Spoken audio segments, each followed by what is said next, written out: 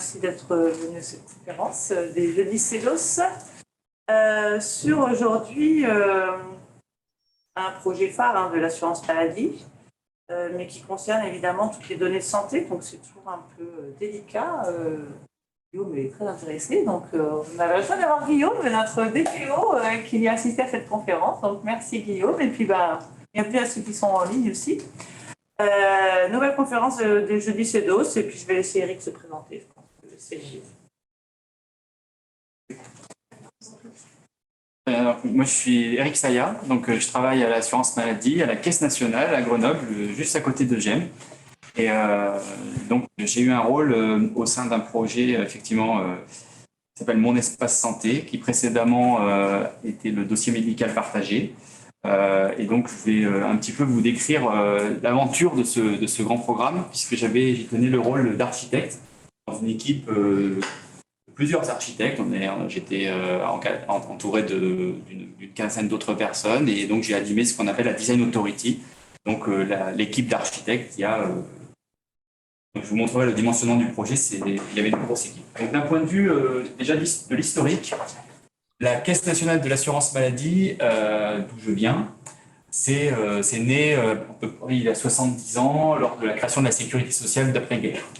La sécurité sociale, donc il y a 3 branches: la maladie, la retraite, la famille. Et donc la CNAM s'occupe de la branche santé et donc la maladie. Donc à la base, on a plutôt un métier d'assureur, donc on fait du remboursement de feuilles de soins, du paiement d'indemnités journalières, donc on est plutôt une caisse. Et on a des branches locales. Vous avez votre caisse primaire d'assurance maladie en Isère, et donc la CNAM, on va faire la différence entre CNAM et CPAM. La CNAM, c'est l'organisme de tutelle qui nationalement donne les directives, pilote le réseau. Et donc moi je travaille à l'informatique, donc à la CNAM.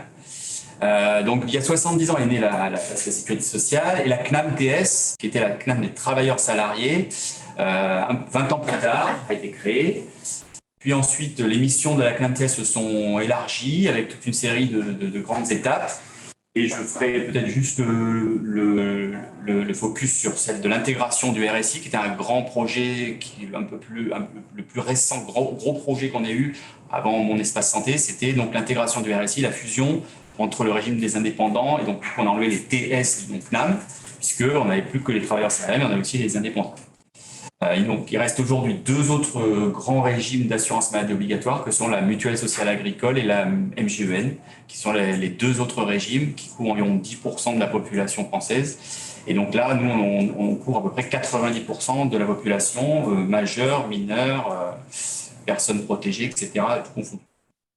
Donc, par contre, notre rôle dans le contexte du projet, c'est un rôle universel de proposer un service de santé à tous les Français, mais également toutes les personnes protégées qui vivent sur le territoire français.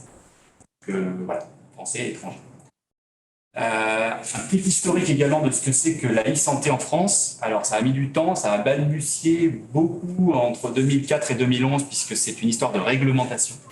La réglementation, elle est née au tout début. L'acte fondateur, c'est ce fameux 13 août 2004, où il a été écrit dans une loi qu'il fallait constituer un dossier médical personnel pour chaque Français. Le problème, c'est qu'il a fallu maturer cette affaire-là pendant 6 ou 7 ans, et qu'il y avait beaucoup de réticences avant que le premier DMP, dossier médical personnel, naisse en 2011. Et ça n'a pas été un franc succès. La Cour des comptes a épinglé pas mal la petite agence qui avait été constituée par le ministère pour construire ce dossier médical personnel, parce qu'il y avait beaucoup d'argent dépensé pour un résultat assez faible. Le problème principal de ce dossier médical personnel, c'est que le médecin était la pierre angulaire de ce dossier. C'est-à-dire qu'il fallait que lui crée le dossier, que lui alimente le dossier, et en fait on oubliait complètement un acteur principal qui est le patient lui-même et l'usager. Donc ensuite, en 2016, la loi a un peu évolué, on a changé le sens du mot P, et on a appelé ça dossier médical partagé, en se disant qu'on va essayer de mettre le focus, inverser un peu le focus, en disant que l'usager peut lui-même créer son dossier. Le numéro de sécurité sociale est devenu l'identifiant, parce que précédemment, c'était un identifiant un petit peu compliqué à calculer, il y avait pas mal de bugs, etc. Et donc, le dossier médical partagé est né véritablement en 2018, sous l'impulsion de la CNAM, qui avait donc comme mission de le reprendre. Donc là, c'est à peu près à cette époque-là que moi je suis rentré sur les projets du DMP, puisque je travaille à la CNAM, et donc j'ai eu cette mission-là d'accompagner un peu la reprise du DMP. Et puis ensuite, il y a eu encore un autre événement qui a été la création de la feuille de route du numérique en santé, dont on va parler un peu plus loin. Le ministère, en fait, a missionné une direction du numérique en santé pour donner des objectifs à horizon 2022 puis 2030 de dynamiser le numérique en France, et en particulier le numérique en santé. Ils ont dû donc modifier réglementairement un certain nombre de textes pour que s'inscrive dans la loi le principe d'opt-out, qui change tout. Parce que l'opt-out, par rapport à l'opt-in, c'est le principe qui dit qu'on n'a pas nécessairement besoin de recueillir le consentement éclairé de l'usager, le consentement explicite et éclairé. Il suffit de l'informer, qu'il soit bien éclairé de la présence d'un outil, d'un produit, d'un objet. Mais une fois qu'il est informé, on peut créer l'objet, créer le dossier, et puis lui peut exercer son droit d'opt-out, de sortie. Et donc à partir du moment où on a ce changement de paradigme, en fait, on a la possibilité de créer automatiquement les dossiers de tous les Français qui ne se sont pas opposés. Et ça change tout parce que la majorité est toujours silencieuse. La majorité est toujours silencieuse, et là, l'écrasante majorité des gens n'ont rien dit, ont reçu des emails. Si vous allez voir dans votre boîte de réception, vous avez sûrement reçu un email, et vous l'avez peut-être classé, il a été peut-être tout seul classé dans les spams, ou vous l'avez classé, ou j'en sais rien, mais en tout cas, votre dossier a probablement, sauf si vous êtes un des quelques petits pourcents de détracteurs ou de personnes qui ne sont pas trop confiantes dans le dossier médical partagé ou l'espace santé, mais vous avez eu la création de votre espace santé. En revanche, vous n'êtes pas forcément encore véritablement usager. Donc, on va voir la différence entre avoir un dossier médical partagé et un espace santé, et puis avoir un compte pour pouvoir y accéder. Tout d'abord, je voulais rappeler pourquoi cette feuille de route du numérique en santé. Feuille de route en 2019, qui a été donc créée à l'initiative du ministère des Solidarités et de la Santé. L'idée, c'était qu'il y a 3 acteurs, les professionnels de santé, les usagers et puis les éditeurs industriels, etc. Donc les professionnels de santé, eux, leur retour sur le DMP, c'était assez critique. Nous, on pense que l'offre, on a déjà beaucoup trop de choses à faire dans notre temps, mais on n'a pas assez de temps. Le temps médical est prioritaire. Tout ce qui est administratif, etc. Remplir un dossier médical, créer un dossier médical, demander à l'usager, à notre patient, quelques secondes dans une consultation à chaque fois. Est-ce qu'on veut alimenter le dossier? Est-ce qu'on crée le dossier? Ils n'ont pas voulu jouer le jeu de ça. Il n'y a pas eu vraiment de politique d'incitation pour ça. Donc, c'est pour ça qu'eux, ils voulaient une offre qui soit unifiée et pas nécessaire. Et puis, ils voulaient aussi que les plateformes soient donc centralisées et que le besoin d'un point de vue métier du médecin, c'était que s'il prescrivait, par exemple, quelque chose, il voulait éventuellement savoir si le médicament était délivré par un pharmacien, si le spécialiste avait fait la consultation suivi, etc. Et si la personne est hospitalisée, pouvoir avoir une coordination entre la ville et l'hôpital. Ça, c'est les besoins concrets des professionnels de santé. Et quand on les a interviewés au départ, ils nous ont dit « mais oui, mais vous êtes gentils, mais il n'y a pas de Français qui en ont des dossiers médicaux. Donc, commencez par que tout le monde en soit doté d'un. L'internet de santé, on en a tous un à la naissance, alors que des DMP, on n'en avait pas. » L'usager, donc comme on l'a dit, il a été oublié parce que la loi initialement, à l'origine, elle n'était pas pensée pour lui, elle était pensée pour le médecin qui pouvait créer uniquement lui. Et vous allez voir qu'on a mis en place toute une série on a changé quand même l'interface utilisateur et on a surtout ouvert le dossier médical aux applications de l'écosystème de l'e-santé. Vous verrez que notre objectif, ce n'est pas de réaliser tous les frontaux de l'e-santé en France, on n'a pas les moyens et on n'est pas doté pour ça. Par contre, d'ouvrir la plateforme, en quelque sorte, je vais employer le mot ubériser, mais en réalité, c'est d'ouvrir la plateforme à ce que tout acteur public ou privé, institutionnel ou à but lucratif éventuellement, puisse venir s'homologuer, se référencer et devenir un acteur de l'e-santé en respectant tout un cadre d'éthique. Et puis, on avait aussi tous ces acteurs de l'e-santé qui considéraient qu'il manquait des bases saines. Par exemple, le numéro de sécurité sociale comme identifiant, ça, c'était une grosse avancée. parce que ça permettait de ne plus avoir de conflits entre identifiants, etc. Donc voilà, tout ça, ça a été des grosses avancées, mais la feuille de route, il fallait la tracer. Donc il a fallu faire un dessin. Donc ce qu'a proposé la direction du numérique en santé, c'est de dessiner une maison. Une maison avec 3 pans, un pan vert, un pan jaune, un pan blanc. Je vais faire des simples, voilà. Donc le pan vert, c'est mon espace santé. C'est le projet qu'il fallait sortir avant 2022. 2022, date clé d'un point de vue politique. Le pan jaune, c'est les professionnels de santé. Il fallait unifier le bouquet de services aux professionnels de santé. Donc c'est un projet qui est encore en cours. Il y a beaucoup de téléservices professionnels de santé qui ne sont pas encore complètement unifiés. Ils sont unifiés sous la bannière Amélie Pro. Donc l'usager aujourd'hui, il a Amélie pour son assurance maladie, il a Mon Espace Santé pour sa santé, et les professionnels de santé, ils ont Amélie Pro. Et donc derrière Amélie Pro, il y a un portail et toutes sortes de services. Mais l'idée, c'est d'avoir au-delà, un peu l'équivalent qu'on aura sur Mon Espace Santé, un bouquet de services professionnels. Et puis il y a le Health Data Hub qui a fait beaucoup couler d'encre, de salive, et voilà, il y a beaucoup de choses autour des mythes, des réalités autour du Health Data Hub. Le Health Data Hub, c'est un gros entrepôt de données pseudonymisé de façon non réversible, de façon à ce que les études puissent se réaliser, donc on puisse avoir des études de recherche, etc. Pour l'instant, il n'est pas alimenté par les données de santé de Mon Espace Santé. Il est alimenté par des données de remboursement, par des données de pharmacovigilance, par toutes sortes de données. L'idée, c'est qu'ils prennent la suite du SNDS, qui est un autre projet, et l'objectif étant de proposer des outils pour que les chercheurs, avec l'intelligence artificielle, etc., puissent faire des travaux qui servent au plus grand nombre. Et donc là, des référentiels socles et des services socles, il en existait toutes sortes. Donc l'idée, c'était de construire cette maison au-dessus d'un socle qui existait déjà, et d'arriver véritablement à tracer une feuille de route. Donc on verra, j'ai une slide d'annexe si vous voulez qu'on voit un peu plus tard, la feuille de route du numérique, où est-ce qu'on en est en 2022. Mais globalement, je vais me focaliser sur Mon Espace Santé. Donc Mon Espace Santé, en quelques chiffres clés pour mesurer l'échelle, c'est que forcément, il fallait en créer 60 millions d'espaces. Et ça, c'est une échelle très importante pour un projet de ce type. Ça consistait aussi à prévenir les gens, comme on a dit, c'est des opt-out, donc il fallait les prévenir éventuellement une première fois, et puis ensuite, une fois qu'on a créé l'objet en automatique, les réinformer.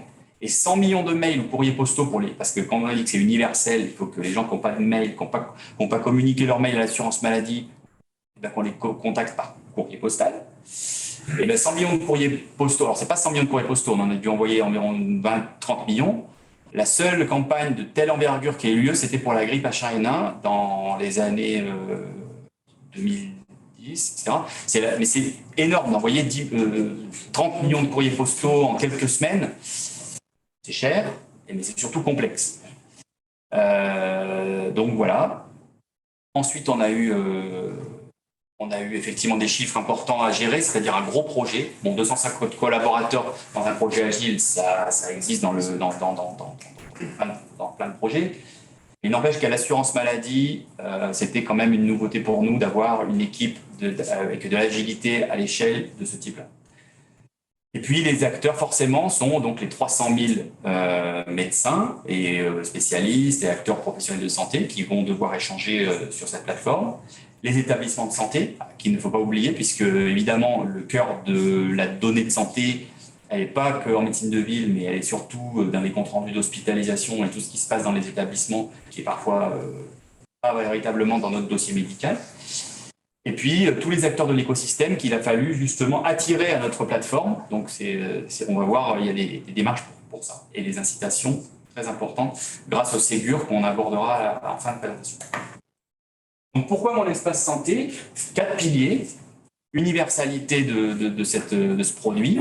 Il fallait qu'il s'adresse à tout usager. Donc il a fallu penser. À chaque fois qu'on pensait, il y avait toujours une personne pour lever la main. Ah, est-ce que vous avez pensé aux gens déconnectés qui n'auront pas un téléphone? Est-ce que vous avez pensé à la petite mamie qui va pas pouvoir aller à la pharmacie demander ceci, etc. Et donc il y avait plein de. Alors c'est du 80-20 dans ces projets-là, mais 80% de fonctionnalités à garder, puis 20% de. Voilà, donc il y a eu les ateliers, mais le problème, c'est que ça faisait 20 ans que ça tournait un peu avec des cas limites comme ça, et là, il a fallu quand même avancer. Donc, on a OK, c'est universel, on garde ça en ligne de mire, mais on sort un produit en 2022. Et on sort un produit fini et qui donne envie. Donc, c'était important. Il fallait que ce soit éthique. Donc, il y avait tout cet aspect on va parler de la sécurité un peu plus en détail, mais la partie éthique, c'était la puissance publique au travers de la Caisse nationale et puis des hébergements dans des serveurs en France, etc., propose une alternative à Google, à Microsoft, à Facebook, parce que si nous, on ne va pas sur le marché de la donnée de santé, si l'État n'y va pas, si la puissance publique n'y va pas, il y en a d'autres qui vont se charger de le faire et qui l'ont déjà commencé, bien entendu. Donc l'idée, c'est d'être là pour proposer cette plateforme, ce hub-là qui permet déjà de stocker les informations, puis de les verrouiller on va dire, dans des serveurs que l'on maîtrise. Simplifiant aussi la vie de l'usager, du médecin, du cercle de soins, etc. Il faut que les professionnels puissent, comme je le disais, avoir la coordination. La promesse de cette plateforme, c'est d'avoir la coordination des soins. Et puis la sécurité, donc la gestion de données de santé. Donc on a vu que à partir du moment où on a des hôpitaux, des éditeurs de logiciels qui se font hacker et qui ont des trous, des failles de sécurité, ça peut avoir des conséquences assez importantes. Un CHU à l'arrêt pendant quelques heures, un éditeur qui est obligé d'arrêter son système de réservation, etc. On a eu ce genre de choses ces derniers mois, pendant la crise Covid, avec des attaques qui ont fait que là, le sujet de mon espace santé, il est hypersensible. Donc, on a dû mettre en place un certain nombre de paramètres. Je voulais aussi rappeler que donc, la promesse de l'espace santé, c'est donc dans cette fluidification des échanges, mettre en place des outils. Alors, comme je l'ai dit, l'identifiant national de santé, c'est le numéro de sécurité sociale, celui qu'on connaît à partir du moment où il y a un majeur en général. On peut l'avoir dès la naissance, en fait, il est identifié par l'INSEE. Ce numéro de sécurité sociale, il est individuel. Et l'identifiant national de santé, c'est l'association de ce numéro de sécurité sociale avec son nom de naissance, la liste de ses prénoms, date de naissance, ville de naissance et le sexe de l'individu. Donc ces choses-là sont des identifiants nationaux qui permettent d'être clairs quand on référence une information. Quand c'est un établissement de santé, quand c'est une pharmacie, quand c'est un radiologue, ou quand c'est l'espace santé qui indexe une donnée de santé, on est tous sur le même index, même identifiant. Et ça, c'est très important. Donc, il faut que cet identifiant soit vérifié, soit contrôlé et qu'on soit tous alignés. Quand on parle de Monsieur Dupont, ce n'est pas le Monsieur Dupont de la côté. Et donc, on est clair et on ne mélange pas les données entre deux systèmes, entre deux médecins qui discutent. Alors, comment discutent les médecins? Donc, ils discutent au travers, éventuellement, de mon espace santé en envoyant l'information dans l'espace santé du patient. Ou alors, ils discutent de point à point entre eux avec ce qu'on appelle la messagerie sécurisée de santé. La messagerie sécurisée de santé, c'est une sorte de boîte mail, mais un peu plus sûre que les boîtes mail publiques, et qui est donc fournie par la puissance publique également.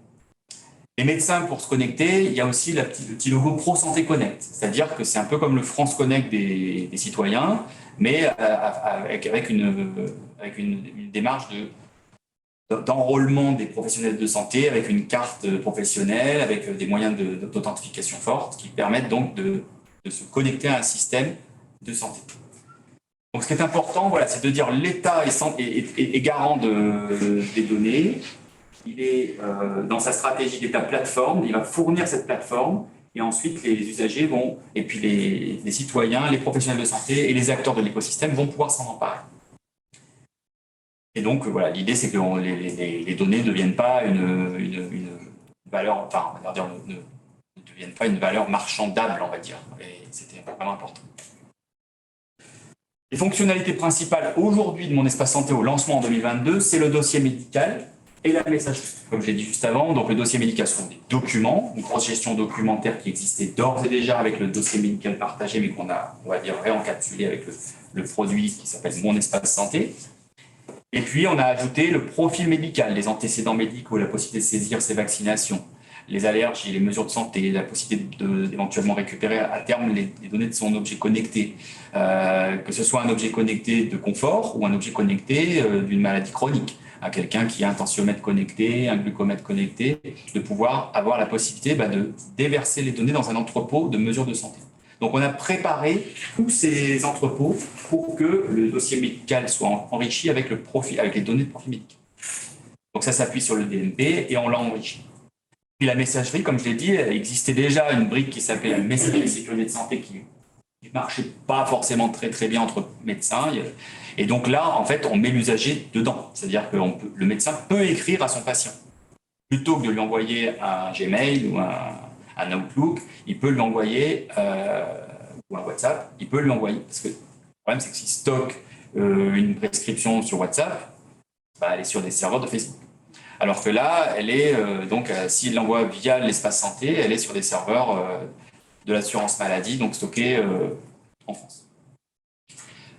L'agenda et le catalogue de services sont des services qui vont arriver. Donc, j'ai quelques écrans un peu de maquette, mais en fait, c'est des agendas. Alors, c'est pas le Doctolib qu'on fait par l'État. En fait, on ne va pas se substituer ni à Doctolib, ni à Keldoc, etc. Ce sont des acteurs du marché privé qui fonctionnent très bien et qui ont pris la position. Nous, l'idée, c'est d'agréger et de proposer des choses complémentaires. Que Doctolib vienne mettre ses rendez-vous éventuellement dans l'espace santé et nous les verser à tous, oui. Mais ce qu'on veut, c'est pouvoir rajouter des choses, faire de la prévention, de pouvoir ajouter des événements de prévention, des calendriers de vaccination, des choses comme ça. Puis le catalogue de services, c'est l'idée de pouvoir référencer les acteurs de la santé pour pouvoir guider l'usager et qu'il n'ait pas uniquement le store Apple et le store Android pour faire son choix d'application. Il peut se dire, celles-ci, elles ont été labellisées et elles peuvent déverser les données dans mon espace santé parce qu'elles ont été contrôlées et l'État s'emporte, en tout cas, les a contrôlées. Type Tous Anti-Covid. Alors, Tous Anti-Covid, c'est une appli que l'État a fait développer par une structure publique. Mais effectivement, oui, Tous Anti-Covid sera référencé naturellement. Donc ensuite, par rapport à l'architecture, là, je n'ai pas voulu faire trop de slides techniques. Donc celui-là, c'est peut-être le moins qu'on ait. C'est celui qui était dans l'appel d'offres quand on a proposé à des sociétés de services de faire mon espace santé, puisqu'on n'a pas tout développé nous avec nos petites mains. On n'est pas 250 à la CNAM à faire ça. En fait, c'est des prestataires essentiellement qui l'ont développé. Et donc, on leur a dit, on aimerait bien que la maison, le pan vert de la maison, vous le fassiez comme ça. Donc, vous développiez des interfaces usagées, que vous permettiez à des applications de devenir elles aussi des interfaces usagées, donc en fournissant ce qu'on appelle des API, donc des interfaces des services qui seront publiés et que les acteurs de l'écosystème pourront utiliser, consommer, et donc ils pourront lire ou écrire les données de l'espace santé sous réserve qu'ils viennent réaliser un certain nombre de mécaniques pour s'enrôler, s'inscrire, etc. Donc on a deux socles, un socle technique, un socle sécurité, qui sont des briques transverses qui permettent d'assurer le cœur de l'acteur de l'espace santé. Et puis des ressources socles, comme on l'a dit, on s'appuie sur le DMP historique, on s'appuie sur une messagerie. Donc on a des gros serveurs de messagerie, entre guillemets à la Google ou à la et donc on a donc également la possibilité de s'appuyer sur des ressources externes à terme. Typiquement, on ne va pas stocker toutes les radiologies, toutes les images radiologiques de tous les Français. Ça ne tiendrait jamais dans nos serveurs, c'est beaucoup trop gros. Donc, on s'appuie sur des ressources, des dossiers patients informatisés des hôpitaux ou dans des hubs régionaux, des radiologues, etc. Donc, il y a toute une série d'initiatives complémentaires pour lier l'espace santé avec d'autres. Et c'est essentiel d'avoir une référence unique, un point focal, un point central avec l'espace santé. La sécurité, petit zoom sur la sécurité. Alors, il y avait le volet sécurité du produit. Il a fallu le construire en demandant à notre prestataire d'être en France, développer, héberger sur des serveurs, d'avoir des mécaniques toute une série de mécaniques. Il a dû s'homologuer hébergeur de données de santé sur toutes les couches de l'hébergement de données de santé. Donc, ça voulait dire de chiffrer un certain nombre d'informations, de flux, de données, etc., de bases, etc. Donc, toutes les choses ont été contrôlées par la CNIL, par l'ANSSI et par l'homologation RGS. Donc ça, ce sont des organes de contrôle. L'ANSSI, c'est une agence indépendante qui a comme objectif de faire des audits, de faire des contrôles et de donner du conseil. Donc on a eu pas mal de choses à changer. Notre prestataire a dû modifier un certain nombre de choses, parce que l'ANSSI nous a dit non, là, c'est important, il faut que cet identifiant, il ne soit pas comme ça, il faut que ceci soit. Et puis la sécurité pour l'utilisateur final, bah, ça se voit comment? Ça se voit à travers de comment est-ce qu'on l'identifie ou on l'identifie quand il rentre dans le système. Alors c'était compliqué de s'inscrire au dossier médical partagé si vous l'aviez fait, parce que déjà on avait un code qui était un petit peu compliqué à retenir et puis on ne pouvait pas vraiment le changer, etc. Donc évidemment que l'enrôlement est important. Il fallait que pour ouvrir son compte, ce soit pas trop compliqué. Donc en fait, ce qu'il faut, c'est avoir sa carte vitale, la tourner, qu'elle ne soit pas effacée, qu'on ait le bol que le numéro de série qui est au dos ne soit pas effacé, et que avec ça, on reçoive un code provisoire en plus sur son adresse mail ou sur son SM, sur l'adresse qu'on a communiquée à l'assurance maladie. Et à partir de ce code-là, qui était dans le courrier d'information si vous ne l'aviez pas encore jeté, mais vous pouvez le redemander si vous l'avez jeté, et à ce moment-là, vous vous enrôlez. Et à partir de là, vous avez votre compte pour rentrer dans l'espace santé. Donc j'ai des slides si vous voulez voir la cinématique de comment ça se passe si vous ne l'avez pas fait. Et puis ensuite, pour vous connecter réellement, pour voir vos données, quand on commence à en verser sur les établissements ou vous qui en mettez, et bien, vous avez une autre cinématique pour se connecter. C'est un identifiant, un mot de passe, assez classique, que vous choisissez cette fois-ci. Donc là, on n'est plus sur un identifiant choisi pour vous, vous oubliez, vous avez noté sur un post-it perdu, et vous ne pouvez pas retrouver. Là, vous pouvez le faire, et puis vous avez un numéro d'identification, donc un mot de passe à usage unique qui est envoyé sur votre téléphone ou sur votre boîte mail, sachant que ça, c'est déjà un peu ancien comme système d'authent, parce que désormais, c'est quand même mieux de mettre son pouce, de mettre son visage, ou éventuellement d'avoir une authentification avec France Connect ou avec une autre modalité d'identification, si tant est qu'elle soit suffisamment forte. Donc à partir de là, on a la sécurité de l'accès usager qui est un enjeu majeur sur lequel on travaille. On est en perpétuelle tentative de faire évoluer la chose pour qu'on ait un mix entre de la sécurité et une bonne utilisabilité. Concrètement, qu'est-ce que ça veut dire? Alors là, c'est des exemples de cas d'utilisation imaginés en établissement, avant l'admission à l'hôpital, pendant la prise en charge et après l'hospice. Donc, des situations où c'est intéressant d'avoir un espace santé pour que le bureau des entrées puisse commencer à dialoguer avant l'hospitalisation de la personne. Parce que souvent, une hospitalisation, c'est pas nécessairement des urgences, hein, ça se prépare, c'est un rendez-vous, une consultation préopératoire, post-opératoire, etc. Donc, toutes ces choses-là, ça peut avoir du sens de coordonner médecins de ville, médecins d'hôpital, etc. au travers de l'espace santé. Donc, HDJ, EHC, HAD, c'est hospitalisation à domicile, HDJ, hôpital de jour, etc. Ça, c'est du vocabulaire technique, enfin métier. Je ne vais pas rentrer dans les détails de ces situations-là, mais on peut s'imaginer toutes les gains que peut apporter ce genre de projet. Dans les suivis des maladies très lourdes également, dans le suivi du cancer, dans le suivi de toutes sortes de maladies qui aussi nécessitent de la coordination de beaucoup de corps de métiers médicaux. Je termine par l'aspect financier. Pour que tout ça fonctionne, le nerf de la guerre, c'est financier. En réalité, les hôpitaux, les médecins doivent être dotés d'aide, de logiciels déjà qui fonctionnent, de logiciels qui leur permettent de se connecter, parce qu'un portail ou une appli mobile, c'est pas par ce biais-là qu'ils se connectent. Ils ont besoin d'un logiciel qui est dans leur pratique médicale et qui a le petit bouton en plus, mon espace santé, pour mettre dans l'espace santé du patient. Il ne faut pas que ça leur prenne beaucoup de temps de cliquer pour cliquer. Je déverse le compte-rendu d'hospice. Ils sont aux urgences, ils ont des tonnes de gens qui attendent. Ils n'ont pas le temps de faire autre chose. Donc, il faut que la secrétaire médicale, elle puisse avoir la délégation de le faire, que ça ne soit pas trop compliqué, qu'il n'y ait pas le médecin qui doit mettre sa carte, je ne sais pas quoi. Enfin, il y a plein de choses à faire. On a vécu des situations où ça ne marchait pas, en fait. Et concrètement, ça a été pensé par des gens tout en haut au ministère. Et puis, vous allez au CHU de Grenoble et en fait, on vous dit, mais non, mais moi, je l'ai vécu. On vous dit, mais en fait, ça ne marche pas, votre truc. Ou alors, vous allez à la pharmacie, puis non, mais le dossier médical partagé, non, on n'en voit pas, c'est compliqué. Donc, il a fallu simplifier les usages et motiver aussi. Donc, motiver par des aides financières. Et on a la chance historique de tomber au moment du Ségur de la santé. Et il y a un petit 2 milliards là, qui a été réservé au numérique. Donc, il y aura des choses qui vont être faites et qui sont déjà sur les rails pour alimenter le plan de développement de mon espace santé et en particulier 250 millions de documents par an à échanger sur le dossier médical.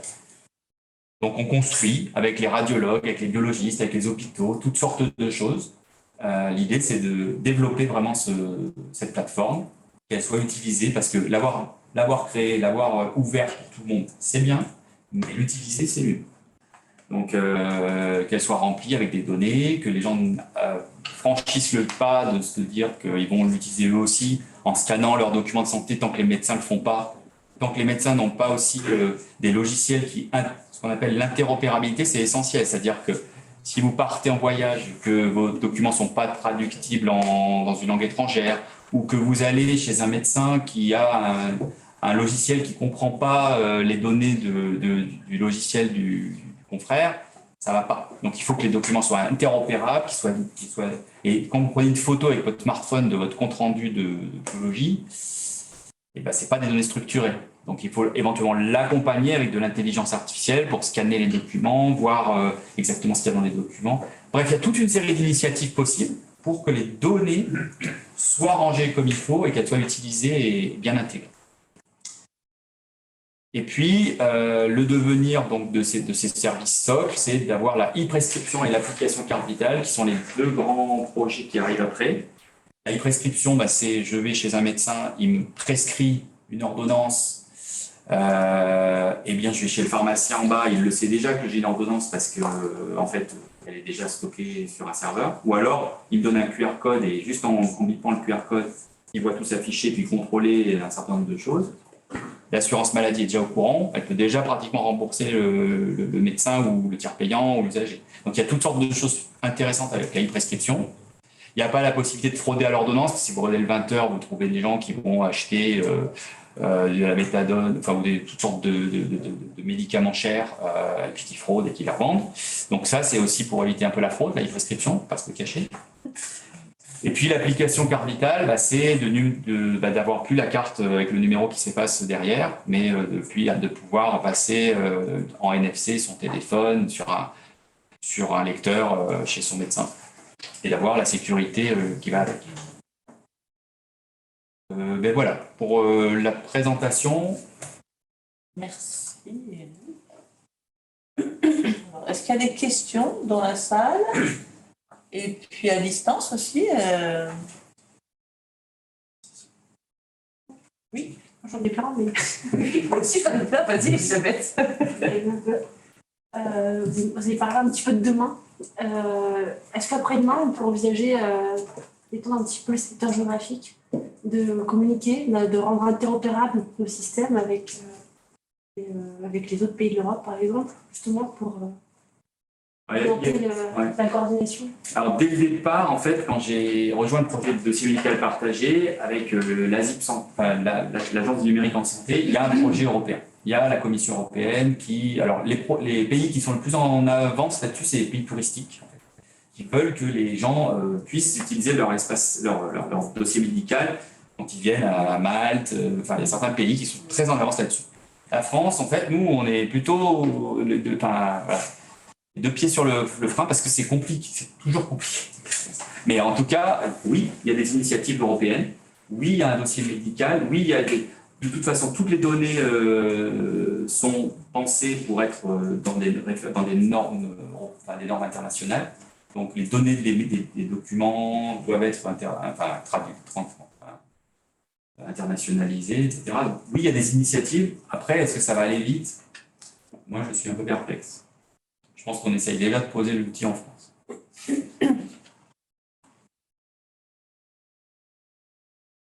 Question. Je parlais disais de consulter les mails par rapport aux mails qu'on a reçus sur l'activation de mon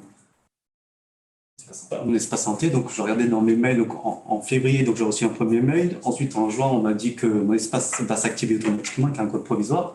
J'ai rien fait depuis juin jusqu'à présent. Je me posais cette question finalement, comme avec ce principe d'opt-out, par défaut, tous les comptes sont créés automatiquement parce qu'il n'y a pas de consentement qui est demandé. À l'heure d'aujourd'hui, quels sont les premiers éléments chiffrés que vous pouvez nous donner sur les nombres de comptes qui ont été activés par défaut et ceux qui sont effectivement utilisés, et quels sont les usages qui sont les plus publicités par les Français? Déjà, ce que je peux vous dire, c'est que sur votre espace santé à vous, sans doute qu'il a été créé, effectivement, qu'il est peut-être déjà un peu actif, sans que vous le sachiez, ou peut-être que l'APHP, si vous avez fait un test PCR, a versé le résultat de votre test PCR dans votre espace santé. Mais alors, si vous avez, vous pourriez être susceptible de recevoir une notification, un document est arrivé qui pourrait vous inciter à avoir envie de venir le voir et d'ouvrir votre compte. Mais je ne sais pas exactement la stratégie, si ils ont retenu l'idée de les tests PCR, de pousser des communications aux personnes. Ils peuvent bloquer, on va dire, ce genre de choses, parce que ça fait beaucoup de volume, les tests PCR. Tests PCR, ils ont tests PCR positifs, tests PCR négatifs, bon, il y a toutes sortes de voilà. Alors, pour répondre à la question plus directement, les stats, c'est qu'aujourd'hui, il y a effectivement eu 60 millions d'espaces santé créés. Ils ont été créés, ça on le sait, les boîtes aux lettres, et les boîtes aux lettres de messagerie, les comptes de messagerie, les espaces de santé sont créés. Après, des comptes effectivement activés avec des usagers qui sont venus s'inscrire et donner leur identifiant, enfin initialiser leur identifiant, leur mot de passe, choisir leurs coordonnées de contact favorites, etc. Je pense qu'on est à peu près au niveau où on était avec le dossier médical. En fait, mais ça fait que 6 mois d'âge, hein, mais je pense que les 10 premiers millions, on les a déjà atteints. Mais on n'a pas fait le gap de passer à 40 millions, c'est sûr. Autant Amélie, on a mis 15-20 ans à faire 35 millions de comptes, autant mon espace santé, pour l'instant, s'il n'y a pas de nouvelle vague Covid et qu'on ne ferme pas tous anti-Covid, par exemple, parce que si on dit c'est espace santé pour pouvoir rentrer au resto, là, j'imagine que ça va marcher. Ouais. Mais voilà. Sous la contrainte, c'est bon, ça marche mieux. Voilà. Mais bon, donc pour l'instant, peut-être une dizaine de millions d'espaces santé actifs. Alors, est-ce qu'il y a des documents dedans? Moi, je pense qu'essentiellement aujourd'hui, il y a 2 documents qu'on met nous, en fait. Quand je dis on met nous, que l'État met. On a le document comme je disais, les parties tests, attestation de vaccination avec le QR code. Regardez, toi. Moi, j'ai activé mon espace, mais je ne suis pas retournée depuis, donc je ne sais pas ce qu'il y a dedans. Je confirme, moi j'ai activé mon espace et c'est impressionnant ce qu'on trouve dedans. Ah oui pourtant, je passe souvent chez le médecin. Mais Alors, il y a l'historique des soins. Des soins. Et, on appelle l'historique des consommations de soins. En fait, c'est ce qu'on vous rembourse. On vous rembourse, mais on a enlevé toute la partie finance. On ne met pas qu'on va rembourser 3 € la boîte d'Oliprane ou la bouteille de Maxilas. On dit que vous avez pris un sirop, truc. Ça, c'est intéressant pour un médecin qui dit... il vous reçoit, mais vous prenez ça, est-ce que ça peut faire une interaction avec ceci, cela, donc ça c'est intéressant. Et bien pour vous, l'historique, ou le vaccin, vous avez... T'attends pas sanitaire de en fait, moi, comme j'ai 50 ans cette année, j'ai eu la chance de recevoir tout un tas de tests de prévention à faire. Et je peux vous confirmer que dans l'espace santé, on retrouve tous les résultats de ces tests-là, plus les attestations de vaccination, etc. Et c'est assez impressionnant.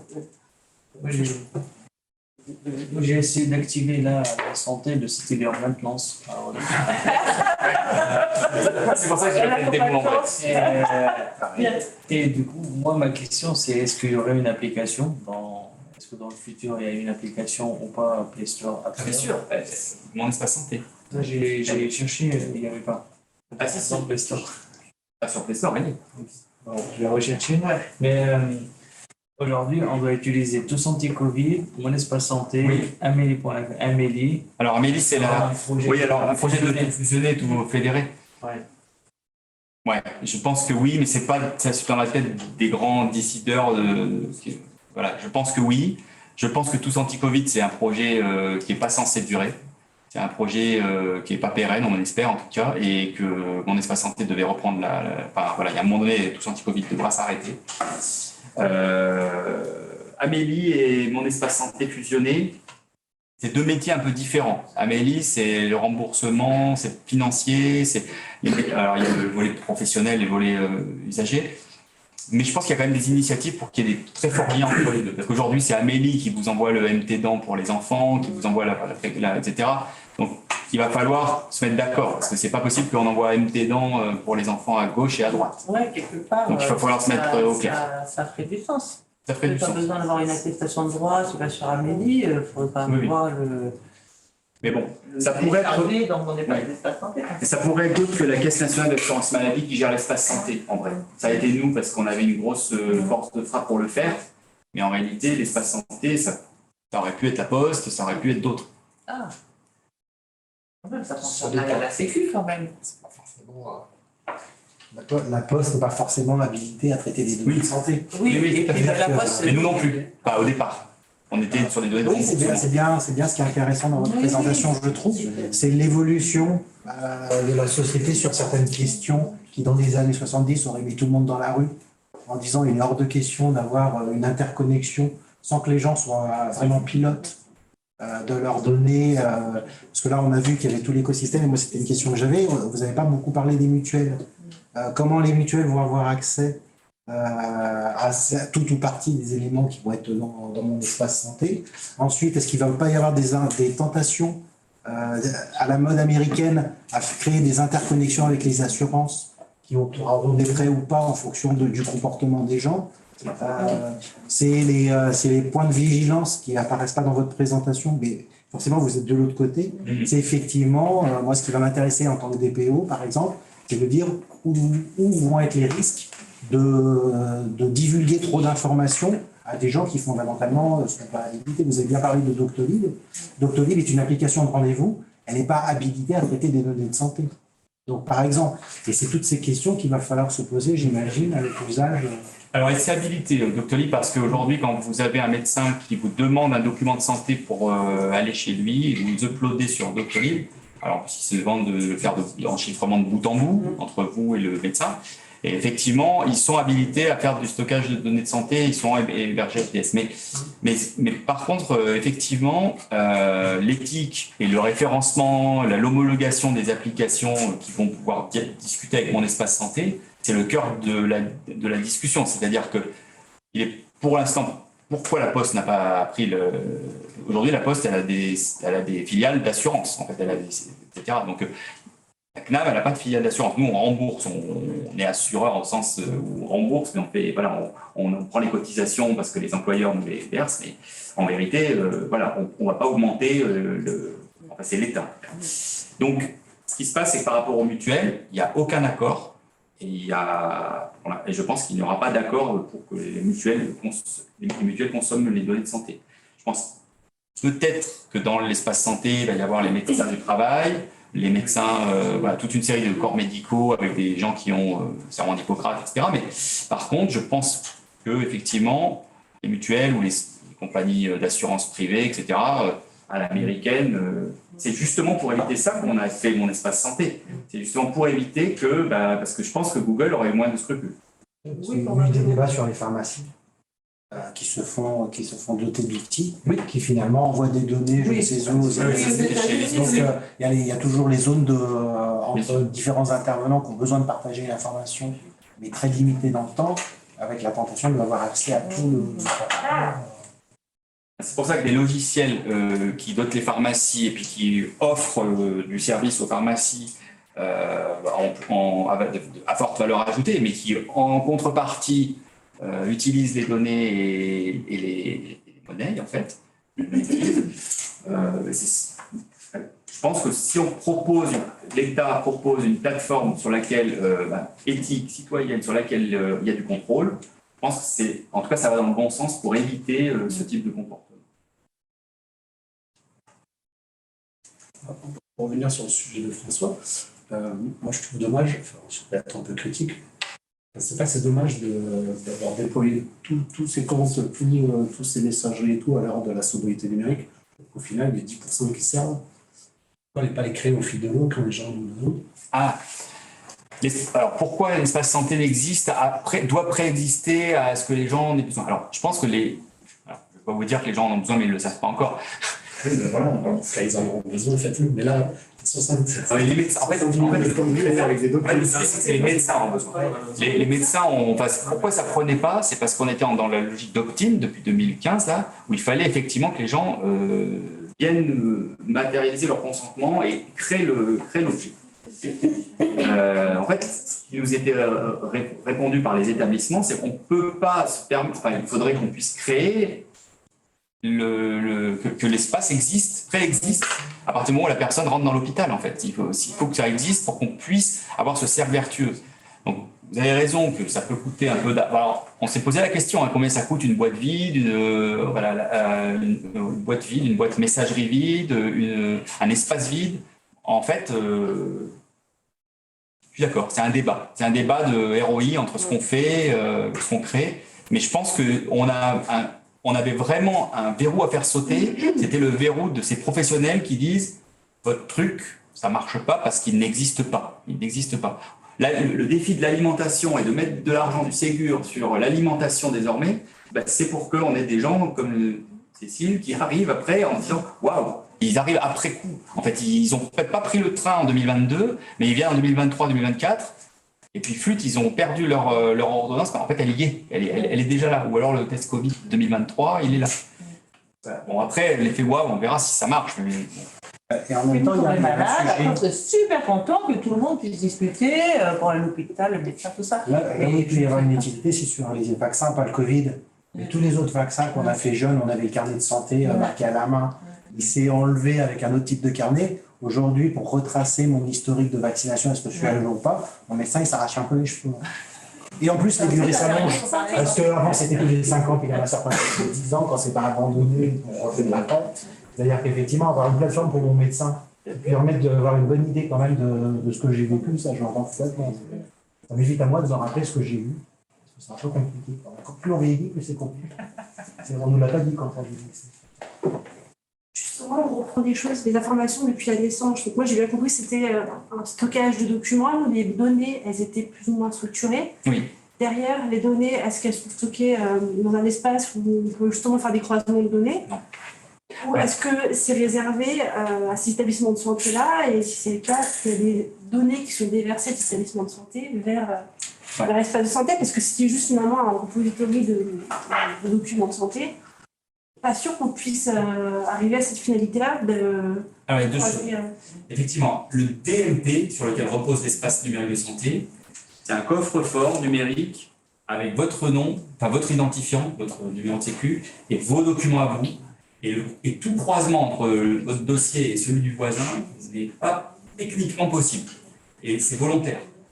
Par contre, si un logiciel expert de votre cardiologue regarde tout votre historique depuis 10 ans et puis le compare à des données statistiques qu'il aurait moulinées avec des données anonymes, pseudonymisées, et qu'il peut savoir que quand vous êtes en train d'avoir cette donnée votre bracelet connecté qui remonte ceci, c'est bizarre parce que dans d'autres cas, etc. Bon, bref, je fais des hypothèses, mais ce que j'ai cru comprendre, c'est que entre les données d'un individu et les données de cohortes d'individus qui sont dans le S-Data Hub, il y avait moyen de produire des outillages complémentaires pour vous, à partir de votre historique de santé à vous, mais en utilisant vos données nominatives et vos données de santé à vous, mais uniquement les vôtres. Il n'y a pas besoin de croiser avec celles du voisin.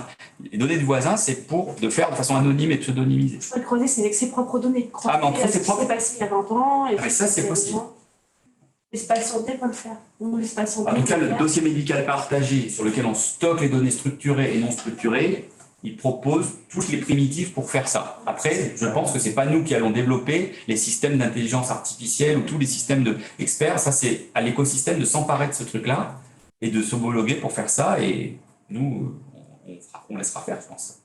Ce n'est pas interdit par la loi de faire ça. C'est même souhaitable qu'il y ait de plus en plus de choses comme ça pour aider les médecins à détecter des nouvelles maladies ou des nouvelles choses. Je pense que c'est bien.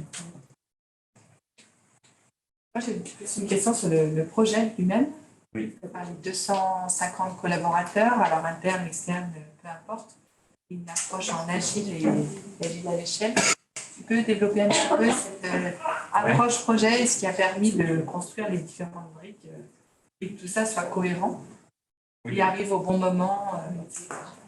Alors le projet, effectivement, comme on l'a vu depuis 2011, il y avait l'agence numérique en santé qui pilotait le projet avec un prestataire pour le dossier médical partagé. La CNAM est arrivée là-dessus, a repris la gouvernance du projet DMP, maîtrise d'ouvrage, maîtrise d'œuvre. On était en gros une dizaine de personnes qui dirigeaient le projet, avec des architectes, des maîtres d'ouvrage, etc. Et c'était un projet, on va dire, en cycle en V classique. Et puis est arrivé l'espace santé avec une démarche totalement différente, qui a été de dire on va bâtir un projet avec des méthodes d'agilité à l'échelle, avec des petites équipes. Donc alors ils ont construit des feature teams, donc des équipes, chaque équipe était une équipe de 5 à 10 personnes, avec des développeurs, des business analysts, on va dire un product owner, toutes sortes d'équipiers qui avaient comme objectif de construire un bout de l'espace santé. La feature team messagerie, la feature team compte, la feature team enrôlement, feature team store, etc. Et donc toutes ces feature teams, elles arrivaient tous les 15 jours avec leurs travaux. Puis il y avait l'intégration donc, de toutes ces choses-là. Donc c'est un projet d'intégration de ces développements de microservices. Et ces microservices ont été, on va dire, mis ensemble pour qu'au bout du bout, le produit aboutisse et puis qu'il soit accepté par le sponsor qui est le ministère. Et oui, c'est un projet avec donc des itérations courtes, avec tous les 2 ou 3 mois, il y a des sortes de big room planning, comment on appelle ça, dans la méthodologie SAFe, c'est des cérémonies de 2 jours durant lesquelles on se met d'accord. Voilà, où on définit les fonctionnalités principales des prochaines semaines. Chaque équipe s'alimente avec pour sa roadmap des 3 prochaines semaines. Chaque équipe était en agile en interne, oui. Et puis en fait, il y avait chaque équipe reportait à un autre mode agile voilà. qui était au-dessus. Puis il y avait des structures transverses comme la mienne, qui était donc la Design Authority. Nous, on était un peu au service de chaque. Donc il y avait des équipes comme ça qui étaient là pour fixer l'architecture globale, en fait, pour dire voilà, il faut fixer la règle parce qu'il ne faut pas que tout le monde passe dans son coin, qu'on fasse un peu tous de la même façon avec cette fameuse maison à construire. Voilà. Qu'elle tienne debout. Il y avait une question sur le chat aussi de M. Tanvez. Il demande n'y a-t-il pas des doublons avec le GCS Sarah? Il propose en plus des solutions complémentaires telles que la consultation à distance ou une messagerie entre professionnels qui serait intéressante à étudier au niveau national. Tout à fait. Donc effectivement, étant en Auvergne-Rhône-Alpes, on a des acteurs qui étaient impatients, la région par exemple, et c'était tout à fait. Ça faisait 15 ans qu'on n'avait pas de plateforme donc le GCS Sarah. C'est la région Auvergne-Rhône-Alpes qui propose de la téléconsultation et en fait c'est l'espace numérique de santé local. Donc il y en a un ici, mais il y en a un chez Xavier Bertrand, il y en a un chez Madame Pécresse, il y en a un, chaque région est président de région, parce que ça vient surtout du politique, monte le projet, etc. Donc ici, chez nous, il y a le G7 Sarah et ça fonctionne très bien et ça a bien marché pendant les téléconsultations du Covid et c'est très bien comme ça. Et il faut que le GCS Sarah intègre le catalogue d'applications de l'espace santé. Mais on ne va pas redévelopper la téléconsultation qu'a très bien fait tel acteur local. Voilà. Je pense que c'est justement le principe de cette plateforme numérique, c'est d'être un lien. Par contre, il faut qu'ils se mettent au numéro de sécurité d'identifiant, qu'on puisse se faire confiance quand on se parle sur nos données, etc. Mais en dehors de ça, pas de souci, c'est tout à fait possible d'agréger. Voilà. Je ne pense pas qu'on viendra sur la téléconsultation avec l'espace santé. On a déjà fait un portail et l'essentiel. La téléconsultation, je pense que c'est une fonction à valeur ajoutée de spécialistes. Encore une question sur la sécurité en fait, des données de santé. C'est quand même une question vachement cruciale. Hein. Quand on voit qu'aujourd'hui, tu parlais d'un espèce de portail de connexion type France Connect, quand France Connect s'est fait hacker il n'y a pas très longtemps. Hein, donc, comment on donner confiance à l'usager de se dire, je sais que mes données de santé, elles sont là, mais elles sont sûres. Là, déjà, le bouton France Connect, l'ANSSI ne veut pas du bouton France Connect et nous, on ne voulait pas du bouton France Connect. Pourquoi pas France Connect? Parce que France Connect n'est pas encore au niveau de sécurité requis pour un espace de type santé. En fait, France Connect, pour les impôts, voilà. Eh bien, effectivement, c'est un niveau d'authentification faible avec login mot de passe. Aujourd'hui, votre login mot de passe vous permet de. Alors, c'est un login qui est votre numéro de compte, voilà. Mais il n'empêche que c'est d'autant faible, le login mot de passe. Donc après, il y a plusieurs niveaux qui sont définis par des niveaux de sécurité reconnus. Et en fait, on n'accepte pas des niveaux non substantiels. Donc ça veut dire que notre application carte vitale, on veut qu'elle soit au bon niveau de sécurité, qu'il y aura la carte d'identité numérique qui arrive à un moment, mais on espère que... Il y a pas une défiance des gens Oui. là-dessus, parce qu'on entend tout le temps, machin, même France Connect, moi je me connecte là-dessus avec pour mes impôts, moi le VTM c'est quand même, je me dis merde. Donc si en plus, alors c'est pour ça, sur l'identité numérique justement, ça soulève quand même des grosses questions et une certaine défiance des gens quand même. Donc comment faire pour... il faut que les informaticiens résistent aux décideurs. Non, mais je dirais qu'à un moment donné, très sincèrement, tous anti-Covid, ou les applications, quand il a été question de les mettre vite en production, je suis enregistré, je serais écouté peut-être en replay, mais il y a des personnes qui ont voulu aller probablement trop vite en fait. Il faut quand même que l'ANSSI puisse voir ça de près, que les analyses de risque soient menées et qu'on ait véritablement la garantie que... On a sauté de plusieurs slides d'un coup. Qu'on ait la garantie effectivement pour protéger les données des gens. Oui, on a eu en début d'année Alain Sarny qui est venu parler à la promo, donc le patron, a priori, voilà, qui nous expliquait effectivement c'est dans son rôle de DSI de la CNAM, le travail de manager qu'il avait à faire au sein de sa DSI et le travail de gestion de son chef lui-même en direct avec la ministre de la Santé en pleine période de Covid.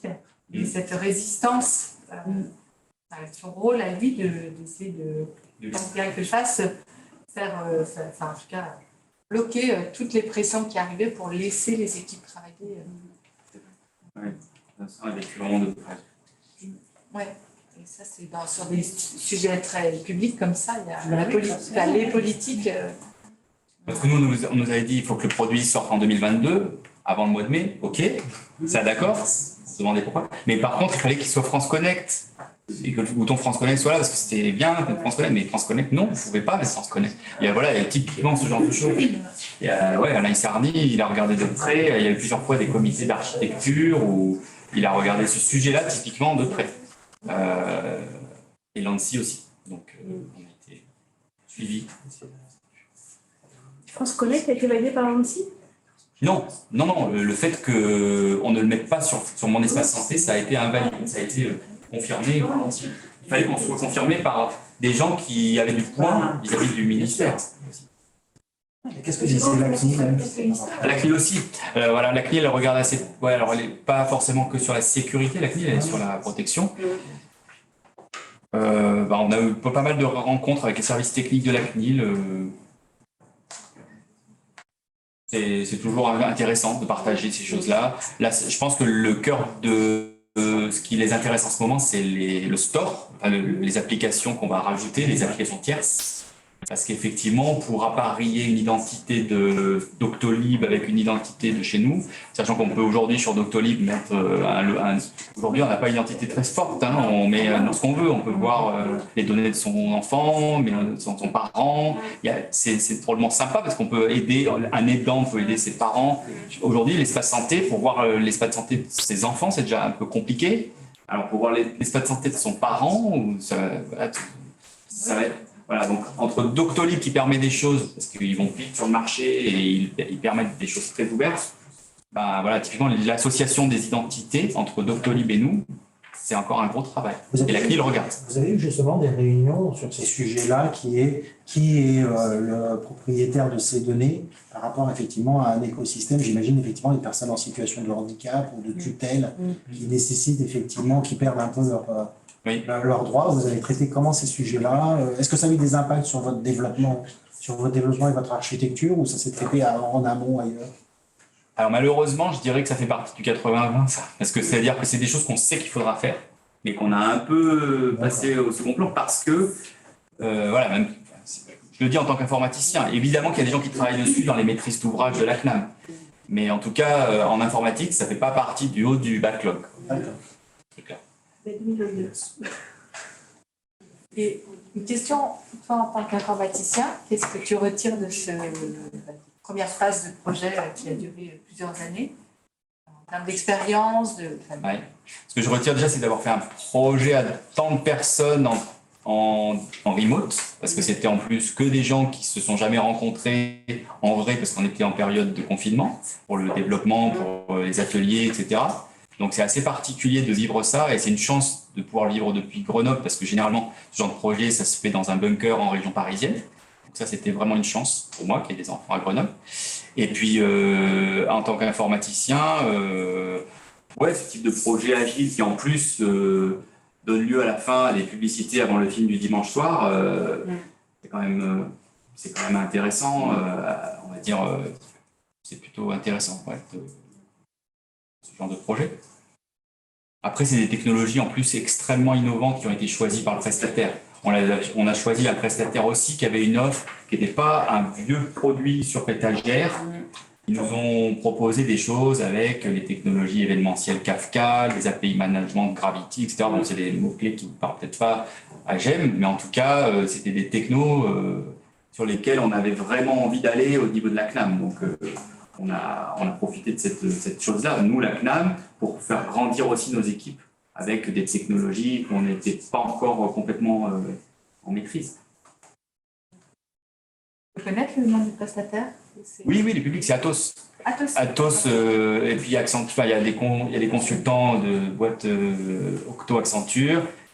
Il y a un produit de sécurité, il y a Zimbra pour les messageries, Maincare, enfin, c'est un groupement de sociétés, mais le principal, c'est Atos. Et les données sont stockées chez Atos. C'est marqué d'ailleurs sur les conditions légales du truc. Donc c'est public, ça. Un commentaire d'ailleurs. Pour l'instant, c'est Atos. Il y a des commentaires sur l'écran, mais il n'a pas eu Oui, il y avait de la concurrence, il y en avait d'autres, il y avait Sopra, et puis ça peut tourner. Et donc, elles sont hébergées chez Atos. Donc, ça veut dire qu'Atos, ils ont des data centers. Ils ont des data centers HDS, hébergeurs de données de santé. Ils ont des gens habilités à avoir des données de santé. Enfin, je ne sais pas si on a toujours la notion de médecin hébergeur. Le dossier médical partagé, historiquement, il n'était pas chez Atos, ils étaient chez leur cousin de Worldline. C'est un autre. Alors, autrefois, c'était la même boîte. Ouais. Mais en fait, ils ont été scindés. Bon, donc, Worldline, c'est le dossier médical. Atos, c'est le reste. Mais peut-être qu'un jour, il y aura un seul marché pour les deux. Bon, ça, ce sont des sujets de marché public. Okay. Mais oui, Atos et Worldline ont des centers hébergeurs de médecins. Okay.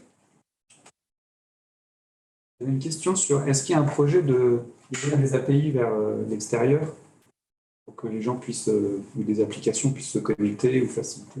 Oui. Ouais, okay. En fait, toutes ces applis qu'on a, enfin, les applis qu'on va homologuer, c'est un peu comme un store Apple, en fait, c'est-à-dire que vous pouvez développer, alors il faut avoir une structure quand même, on va dire, qui viennent s'homologuer, donc il faut être dans une petite... Il peut y avoir des startups, il y a des petites startups qui ont choisi de développer des choses et qui veulent s'homologuer. On en a des candidats à l'homologation pour être compatibles avec l'espace santé. Et donc il y a effectivement un jeu d'API qu'on peut télécharger pour... Elles sont disponibles en ligne. Elles sont disponibles. Ouais. Alors les URL, je ne maîtrise pas parce que c'est pas des jeux. Ça existe. Et un portail.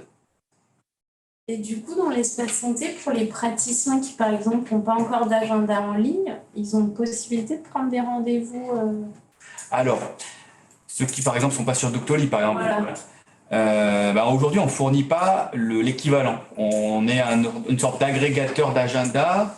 Je ne sais pas si c'est prévu. Je ne sais pas si c'est prévu demain d'avoir en fait une offre. Alors peut-être dans le bouquet de services professionnels de la maison, de l'autre côté de la maison, il y aura peut-être ce genre de choses. Ça, c'est pour les médecins. C'est de la fonctionnalité médecin. Du coup, ça serait une bonne façon de les enrôler dans le... Oui. Voilà. Après, faudra voir si ça nous... Là, typiquement, ce serait développer des agendas. Bon, alors, ce ne serait pas des agendas vides, mais ce serait encore le... Non, mais par exemple, se brancher peut-être avec quelque chose d'existant, mais du coup, ça leur permettrait d'avoir un accès gratuit. On va dire qu'aujourd'hui, ils sont obligés de payer. Oui. sur Doctolib ou je ne sais quoi, et pas tous les praticiens du coup, ça a l'air d'être enrôlés, d'utiliser l'espace santé. C'est intéressant. Ça a remonté. Charge de l'eau.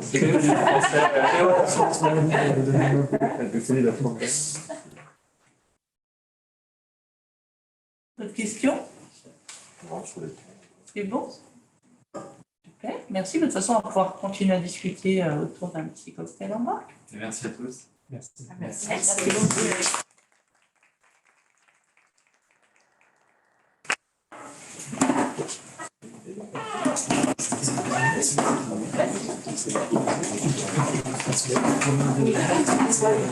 Ça,